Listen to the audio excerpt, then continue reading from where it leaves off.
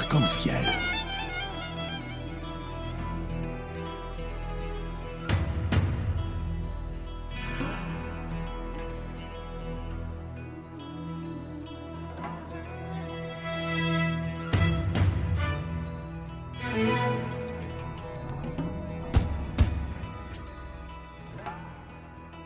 Arc-en-ciel, chaque dimanche, actualité, culture, économie, société et animation festive. Avec Abdelatif Arc-en-ciel, la chronique.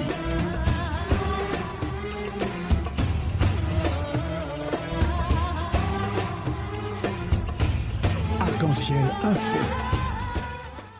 Nous sommes heureux d'être en ligne avec Monsieur le Président Jacques Sepelsa. Bonjour Président.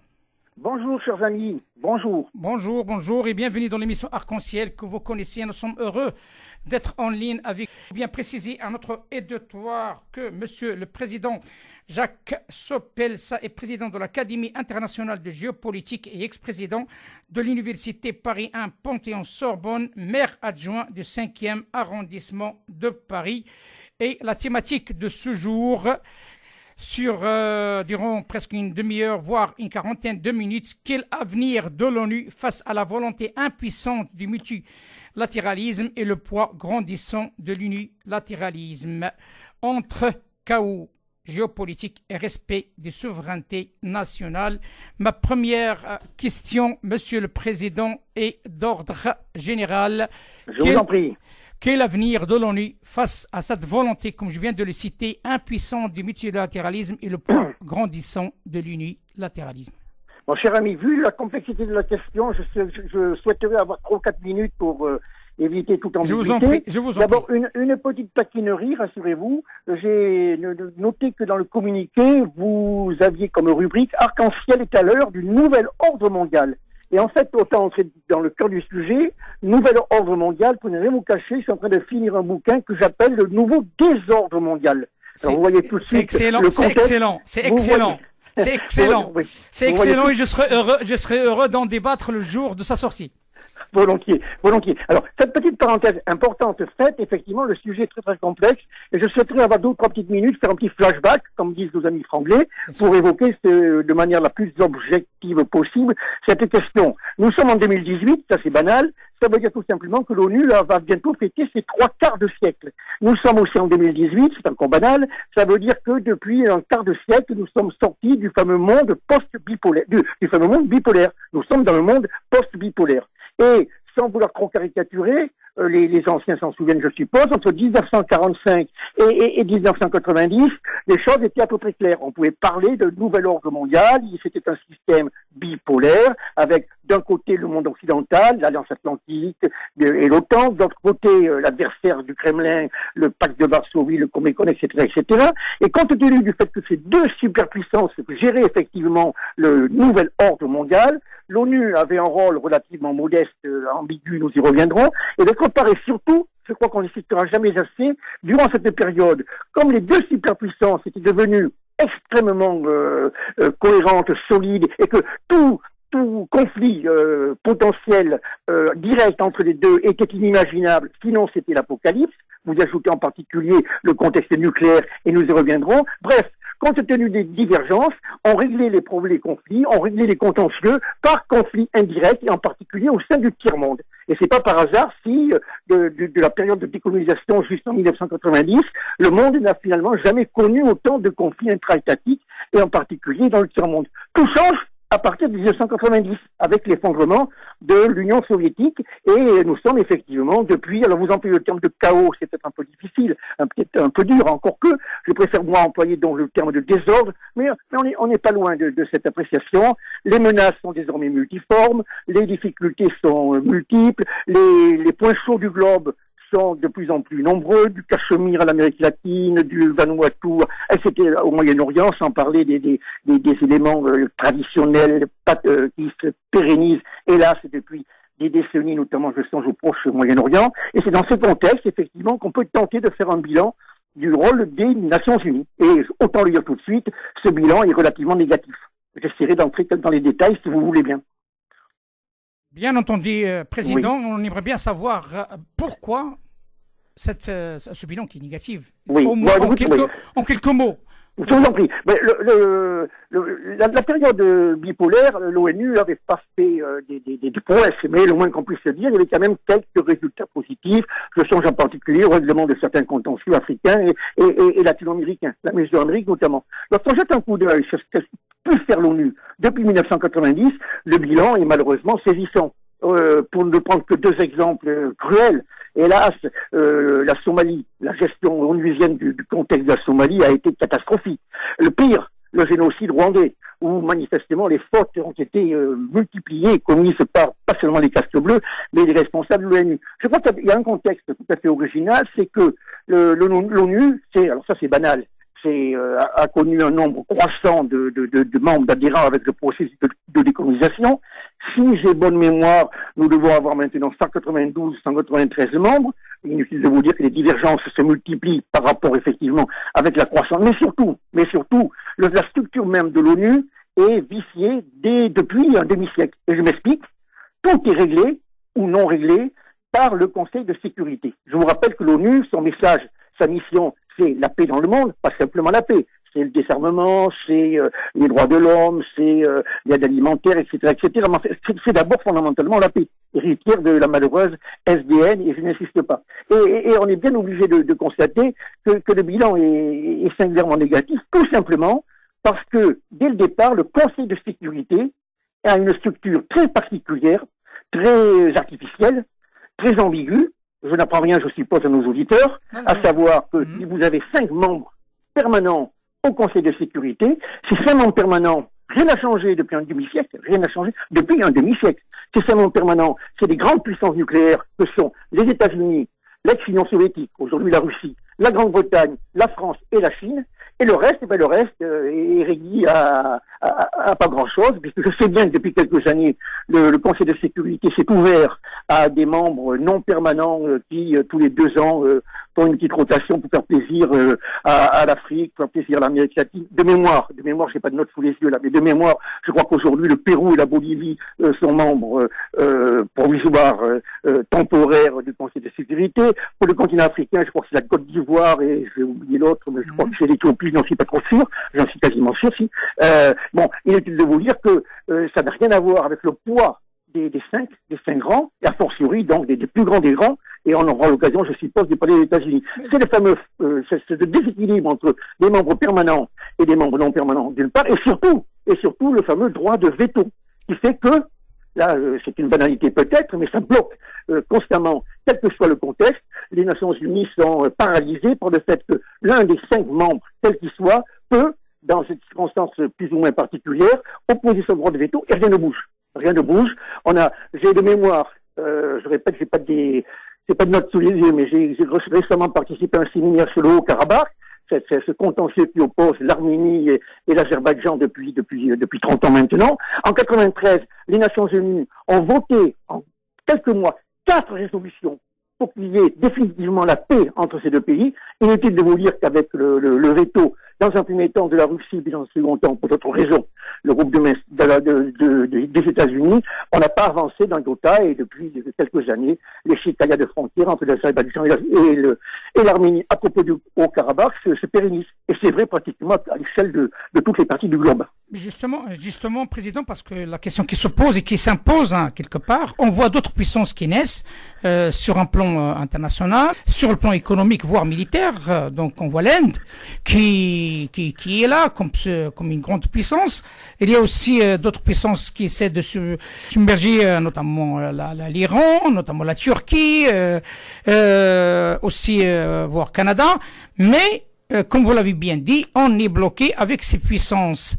La question qui nous amène à une puissance parmi ces grandes puissances, et voire la plus grande, c'est les États-Unis. Bien évidemment. l'ONU, oui, je vous en prie. C'est la question qui suit. Je pense que ça rentre dans l'ordre de l'explication que vous venez de citer. Et parce qu'on voit des conséquences dramatiques qui laissent celui qui n'a pas le droit de veto et celui qui se classe derrière une puissance qui a le droit de veto, tu es bafoué, tu es flou. Quelque part, la question de l'ONU, vue du point de vue américain, actuellement, je parle de l'Amérique actuelle, et des droits on ne peut plus clairs, traités, dénoncés, alliés, menacés, décisions unilatérales imposées, comme vous l'avez bien dit, on est loin de l'esprit de la charte rédigée en 1946. Et la paix mondiale devient de plus en plus fragile. Oui. Monsieur Trump a tellement confiance en lui-même. Oui. Comment cela va se terminer en fin de compte? Le droit ou la loi du plus fort. Oui, je vais peut-être vous décevoir, je ne me fais pas l'avocat du diable. Trump est une caricature, je pèse les mots. C'est une caricature de l'unilatéralisme cher à ses prédécesseurs, cher en particulier aux néoconservateurs de l'époque de Papa Bush, puis de Bush Junior, de W. C'est une caricature pour des autres raisons, je n'insiste pas. C'est un peu ennuyeux quand même, parce que le chef actuel de la démocratie, mais l'actuel président de la première superpuissance, voire la seule actuellement, au sens géopolitique du terme, la seule superpuissance, c'est quand même Donald Trump. C'est un homme qui est non seulement inconséquent, imprévisible, et l'imprévisibilité, c'est une catastrophe au plan des relations internationales. À l'heure où je vous parle, par exemple, je suis infichu de vous dire comment va, dans quelques semaines, se concrétiser les prochains rapports, les prochaines relations, les prochaines réunions entre la Corée du Nord, par exemple, et Donald Trump, qui nous a habitués à des volte-face très spectaculaires. Donc ça, c'est relativement inquiétant. Ceci étant, les États-Unis ne sont pas totalement responsables, à mon humble avis, ne sont pas totalement responsables de cet unilatéralisme. Je vais prendre un ou deux exemples, si vous le souhaitez, rapidement. Le fait, par exemple, la semaine dernière, il y a 15 jours, New York, il y a eu une réunion des chefs d'État, l'Assemblée générale de l'ONU. On a beaucoup entendu Donald Trump, d'ailleurs un petit peu caricatural, très dur, effectivement, affirmant, après tout, sa doctrine, à savoir America First, l'Amérique d'abord. Et j'ai presque envie de dire l'Amérique, et c'est un point final, au plan économique, au plan militaire, etc. Donc, ceci étant, en face, on a entendu le président de la République française, on en pense ce qu'on veut, il se fait le chantre, je vais essayer d'être très objectif, je suis français comme vous le savez, le chantre du multilatéralisme. Le moins qu'on puisse se dire, c'est que sa voix a peu porté dans la mesure où les absents, c'est-à-dire qu'ils sont toujours tort, les absents étaient très nombreux en matière de promotion du multilatéralisme face à l'unilatéralisme cher à Donald Trump et à ses prédécesseurs. J'ai de mémoire, je crois me souvenir par exemple, que le 25 et 26 septembre, à New York, c'était effectivement une assemblée générale importante, avec des thèmes particulièrement importants, et parmi les absents, eh bien, mon ancien élève, Ali Bongo, est absent, Paul Biya n'était pas là, Alassane Ouattara n'était pas là, Denis Sassou Nguesso n'était pas là, Idriss Déby n'était pas là, Alpha Condé n'était pas là, Macky Sall n'était pas là, Mohamed Ould Abdelaziz n'était pas là, Mohamed VI n'était pas là, etc., etc. Je prends des exemples africains, mais je pourrais les développer ailleurs. Donc, effectivement, la politique de la chaise vide, ou bien c'est la reconnaissance de facto qu'en définitive, on ne peut plus faire grand-chose face aux États-Unis et incidemment face aux deux puissances émergentes que sont la Chine et l'Union indienne, on en reparlera peut-être, mais cette politique de la chaise vide est effectivement un peu inquiétante. Tout à l'heure, vous avez parlé du chaos, comme je vous ai annoncé au départ, le chaos géopolitique. Bon, tout le monde le sait, comme vous l'avez bien dit à plusieurs reprises, ce chaos, bien sûr, il est provoqué par ces pures puissances par rapport à des intérêts spécifiques à chaque puissance, et notamment dans le monde arabe. Et l'Afrique. Oui. Voilà. Moi, comme d'autres, donc l'émission Arc-en-Ciel, c'est une émission française. On est ici à Lyon, donc on est en Europe. Est-ce que ce chaos qui est en train de prendre de l'ampleur dans le monde arabe dans sa totalité, on le voit avec les sociaux, avec les réclamations par-ci par-là, avec les mouvements concernant des généraux en Algérie et d'autres, donc il y a beaucoup de mouvements qui sont vraiment inquiétants. Aura-t-il ce chaos géopolitique à l'horizon qui, malgré la présence américaine, malgré la présence russe directe ou indirecte, notamment en Afrique, aura-t-il un impact désastreux sur l'Europe à court ou moyen terme? Oui, l'impact désastreux, je pense qu'il est dans les deux milieux. Je ne sais plus qui me parlait il y a quelque temps d'un nouveau Proche-Orient, d'un nouveau Moyen-Orient. Bon, l'échec des printemps arabes, je n'insiste pas, a été tout à fait patent. Souvenez-vous, c'est pas si vieux, en 2010-2011, ces printemps arabes, entre guillemets, avaient suscité beaucoup d'espoir pour les démocrates que nous sommes. Bon, le moins qu'on puisse se dire, c'est que le bilan aujourd'hui, on ne peut pas ne pas parler du retour de régime, je cherche des termes, un euphémisme, de régime présidentiel dur, hein, un peu répressif, à ma connaissance. Je ne veux pas citer de nom, mais M. El-Sassi ou M. Sisi, le maréchal Sisi, sont pas des archétypes des grands démocrates au sens occidental du terme, mais je ferme la parenthèse. Bon, c'est vrai que c'était en janvier, je crois, janvier 2011, c'est pas si loin. Au niveau des tendances lourdes, la chute de Ben Ali, ça avait démarré en Tunisie, si j'ai bonne mémoire, avait effectivement suscité une espérance extraordinaire. D'ailleurs, si j'ai bonne mémoire, le prix Nobel de la paix en 2014 ou 2015, je ne sais plus, avait d'ailleurs été attribué au Quatuor. Je ferme la parenthèse. Bon, ça, on est hélas d'accord, l'échec des printemps arabes est évident. Il n'empêche que cette situation, c'est un fait effectivement tout à fait révélateur, mais qui ne doit pas cacher, à mon avis, le fait que, et vous avez parfaitement raison, le rôle des superpuissances, en fait des grandes puissances, est loin d'être négligeable. Le plus bel exemple, l'exemple le plus dramatique, on a vécu il y a quelque temps les événements d'Idlib, c'est la malheureuse Syrie. La Syrie, alors là, on pourrait en parler très très longuement, la Syrie c'est extraordinaire. D'abord, depuis l'échec du putsch de 2011, Bachar, à ma connaissance, est plus que jamais assis sur son trône. Certains pourraient plutôt parler d'un champ de ruines, hélas. Il bénéficie de multiples soutiens, y compris, là, et nous y revoilà, la passivité constante, au moins relative, des Nations Unies. Je songe en particulier de nouveau à ces droits de veto des membres permanents du Conseil de sécurité. Il bénéficie aussi, qu'on le veuille ou non, de la complexité entre guillemets, enfin du soutien relatif de l'Union européenne, Poutine, l'Iran, etc. Mais là, il y a tout un jeu de chaises musicales qui fait que, par exemple, on en reparlera pour évoquer le contexte européen notamment, parce que tout est en tout, désormais, avec la mondialisation. Bachar est soutenu en Europe occidentale parce qu'il fait partie, notamment l'extrême droite et l'extrême gauche. Puis il y a quand même des faits nouveaux qui font que ça bouge. Ça bouge pas simplement en Syrie. Je songe à deux faits qui, malheureusement, à mon avis, sont passés quasiment inaperçus, au moins à Paris et chez les journalistes français, deux faits qui me paraissent majeurs. Mohamed Ben Salman, le fils du roi, a reconnu le droit d'exister à Israël. C'est une grande révolution. Pratiquement personne n'en a parlé. L'émirati Mohamed Ben Zayed, à ma connaissance, préfère aujourd'hui s'allier à Israël plutôt que de défendre la cause palestinienne. Et Dieu sait que c'est un problème récurrent, permanent. Pourquoi? Pour contrecarrer les ambitions de l'Iran. Vous faisiez allusion à l'Iran, puissance émergente, qui d'ailleurs n'est pas sans préoccuper Donald Trump, on y reviendra peut-être, mais personne ne peut comprendre objectivement la problématique de cette région en oubliant un fait classique, certes mais majeur, à savoir que l'Iran est chiite et l'Arabie Saoudite est sunnite. Et je ne vais pas développer devant vos auditeurs qui connaissent la question sûrement aussi bien que moi. Si vous le permettez, Président, juste sur ce point-là, parce que vous êtes sur un point sensible et qui est en relation avec un récent tweet de M. le Président Trump. Oui. Il a dit d'une manière claire et nette, que tout le monde l'a su, c'est que tout simplement a dit au futur roi Salman, dans l'Arabie Saoudite, il a dit, Mohamed Ben Salman, il l'a dit d'une manière claire et nette, sans nous, vous existez plus après 15 jours. Donc, il faut payer d'une manière claire et nette. Donc, il paye.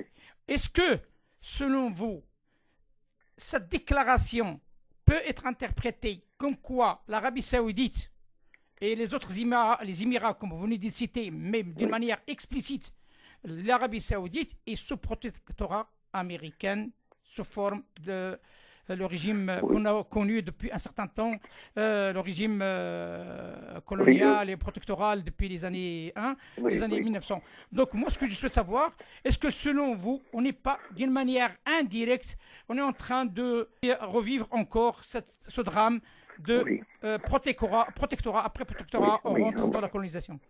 Je suis en grande partie d'accord, malheureusement, avec vous. Je dis malheureusement parce que ce sont des faits.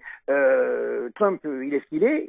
Moi, il me rappelle un chef d'entreprise, qu'il fut d'ailleurs, ou qu'il est, un peu commercial. L'intérêt fondamental, c'est sa vision des choses. Et c'est une catastrophe au plan géopolitique. Il ne raisonne pas en homme politique, il raisonne en homme d'affaires. Il voit que les intérêts américains sont capitaux dans cette partie du globe, ailleurs aussi, par parenthèse, par exemple l'Afrique subsaharienne, on pourra peut-être en dire deux mots ensuite, et c'est pas pour les beaux yeux de Mohamed Ben Salman qu'il a fait cette intervention, avec d'ailleurs l'absence de nuances qui caractérise ses tweets.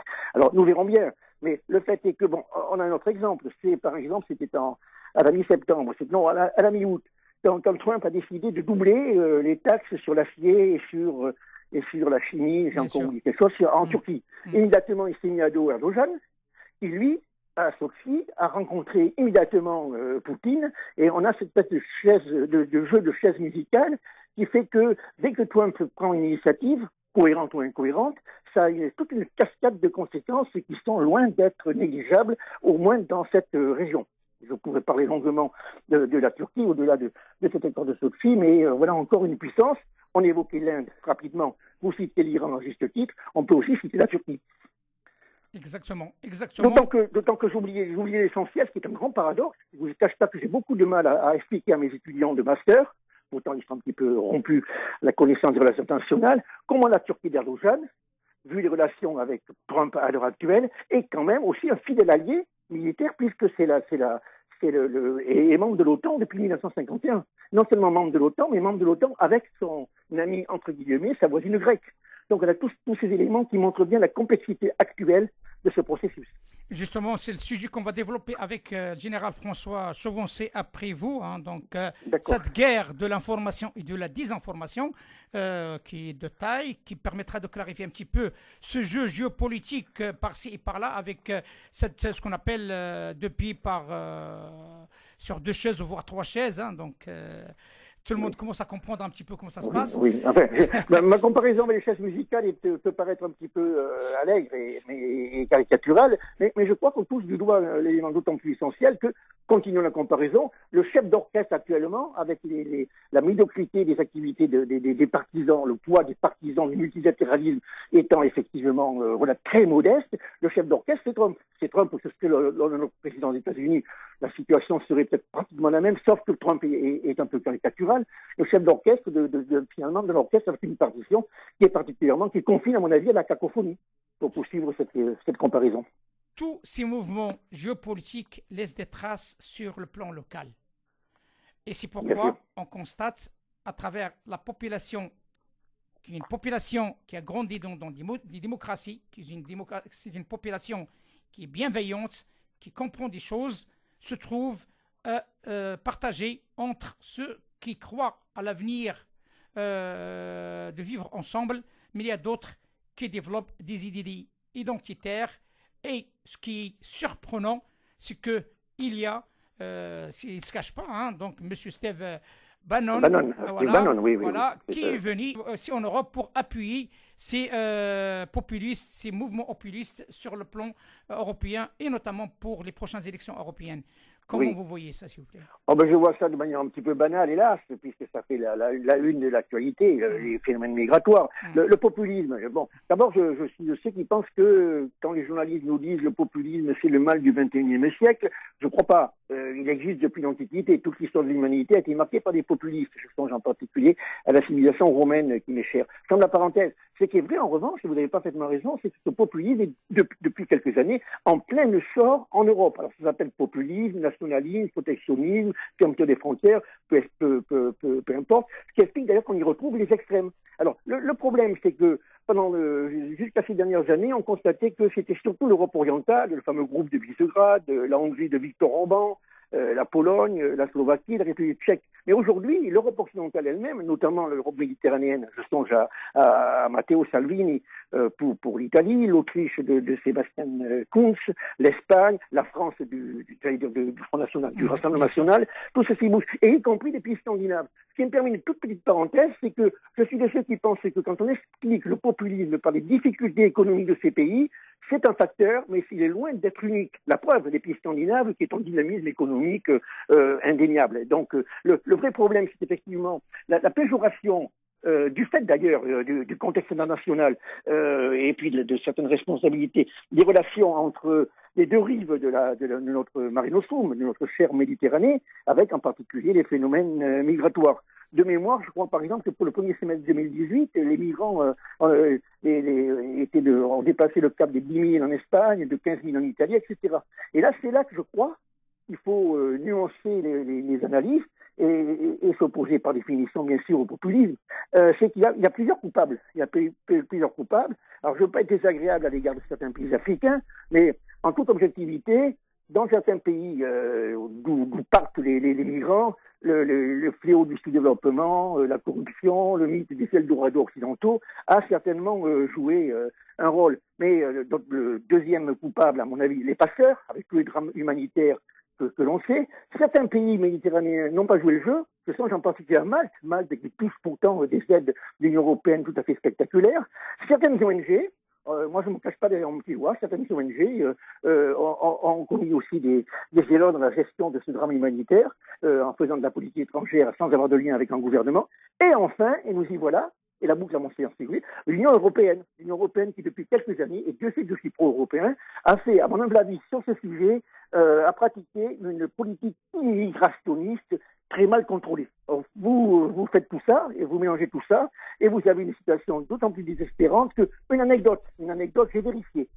Lorsque est arrivé à Strasbourg, au Conseil de l'Europe, le débat sur l'urgence humanitaire en Méditerranée, 90% des eurodéputés étaient absents. Et je crois que au-delà de cette anecdote, c'est tout à fait significatif, qui font que les problèmes actuels, conjoncturels ou séculaires de l'Afrique subsaharienne notamment, ont un contre-coup effectivement incontournable et indiscutable sur la quasi-totalité des pays. On voit apparaître aussi, ma présentation est quand même un peu caricaturale, le fait que les relations économiques, militaires, stratégiques entre un certain nombre de pays d'Afrique subsaharienne et les grands de l'hémisphère nord ont été modifiés.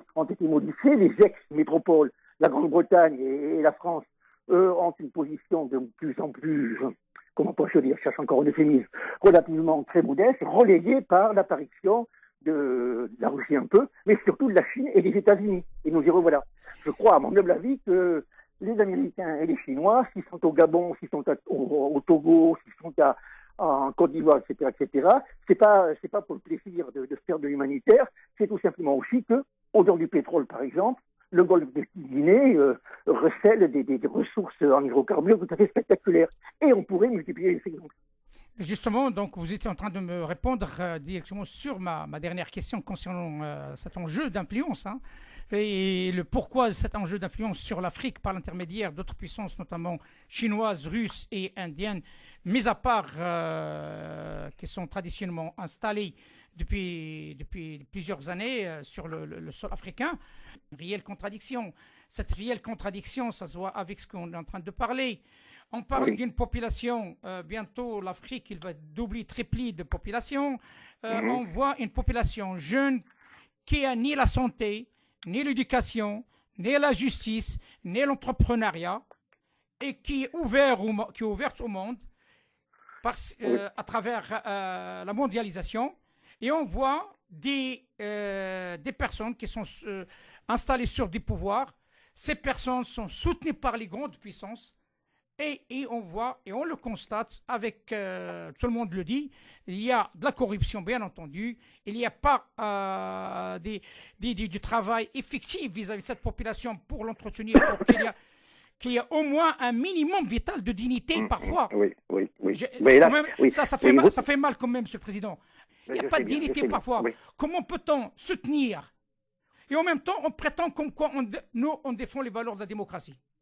Vous touchez du doigt le vrai problème, c'est l'actualité, hélas, de ce que l'ONU, nous y revoilà, appelle pudiquement l'inégal développement, et moi je continue à appeler ceci le sous-développement. Alors je sais que ça ne fait pas plaisir ce terme, il est un peu péjoratif. La réalité, c'est que les fléaux sociétaux, les fléaux sociaux, les fléaux politiques qui sévissent dans pas mal de contrées du continent sont difficilement niables. Alors, il n'y a pas que l'aspect économique, mais pour caricaturer un peu ma pensée, j'ai vécu à l'époque quand j'étais étudiant de la France-Afrique.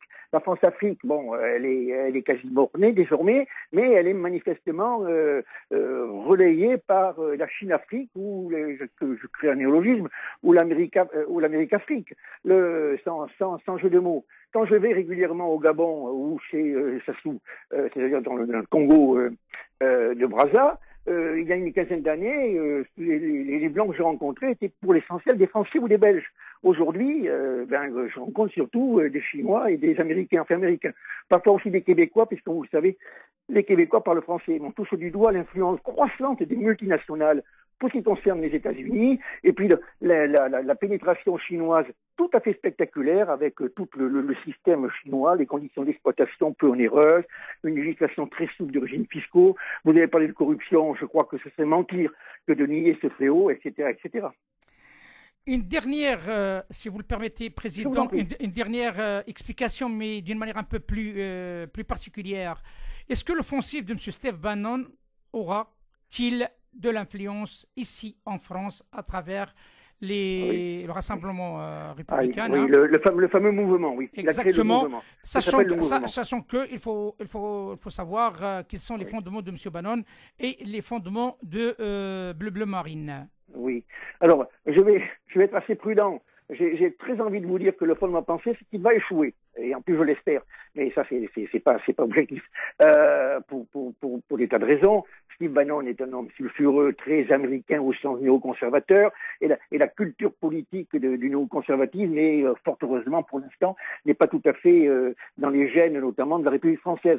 Ceci étant, je vais vous faire une confidence. Il y a 2 ans, lors d'une émission télévisée, je m'étais entendu dire que jamais Donald Trump ne serait élu président des États-Unis. Vous voyez le résultat. Donc je suis un assez mauvais prophète qui fait que peut-être dans quelques mois, ce que je suis en train de vous dire, à savoir que le mouvement de Bannon, de Maréchal, de Marion Maréchal, etc., ne devrait pas prendre. En revanche, la montée des populismes de style Salvini, Matteo Salvini, ou en Espagne, ou en Autriche, ou en Allemagne aussi, là, ça me paraît effectivement beaucoup plus sérieux puisque c'est un mouvement d'ordre interne. Alors, Bannon veut peut-être surfer sur la vague et récupérer, pour des raisons qui me dépassent un peu, ce mouvement qui est indéniablement important et qui peut susciter des difficultés et contribuer, j'insiste lourdement, au titre de mon prochain bouquin, le nouveau désordre mondial, car je ne crois plus du tout en ce qui me concerne au nouvel ordre mondial.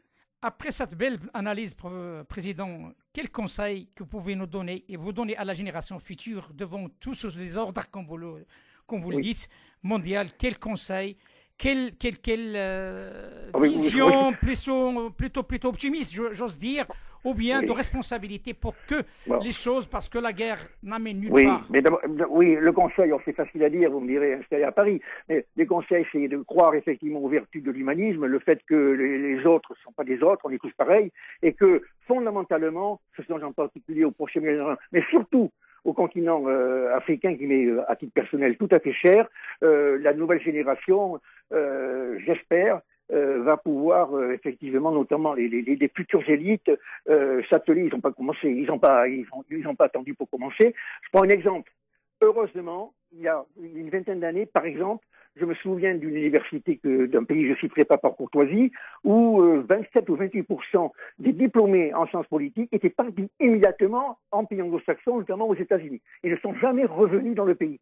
Là, c'est une catastrophe. Alors, je sais bien que c'est très facile de l'évoquer. L'élément essentiel, c'est que, avec certes l'aide financière notamment des pays qui ont eu la chance historiquement, les tendances sociopolitiques, d'être plus dotés, je crois que la nouvelle génération de ces pays dits du tiers-monde, c'est elle qui a effectivement l'avenir entre ses mains.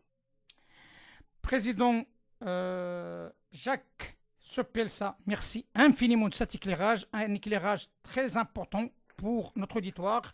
Il faut bien préciser à notre auditoire que M. le Président est le président de l'Académie internationale de géopolitique, ex-président de Paris 1, Panthéon, la Sorbonne, maire adjoint du 5e arrondissement de Paris. Je vous dis à très bientôt sur nos ondes parce que sincèrement, on apprend énormément de choses avec vous. C'est un grand plaisir de vous avoir parmi nous. Le plaisir est partagé. Je suis ravi d'avoir pu effectivement évoquer avec vous un certain nombre de questions ô combien capitales. Je vous souhaite une très bonne fin d'après-midi. Et merci pour tout ce que vous faites. Bravo. Merci infiniment. Merci infiniment, Président. À très bientôt. Au revoir. Au revoir. Arc-en-ciel.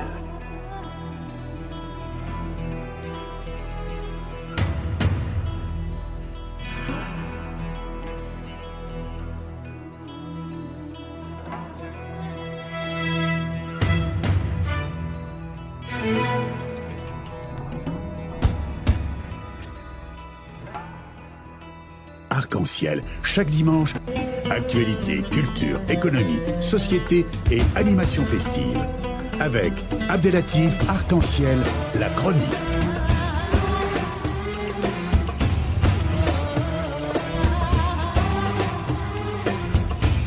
Arc-en-Ciel info.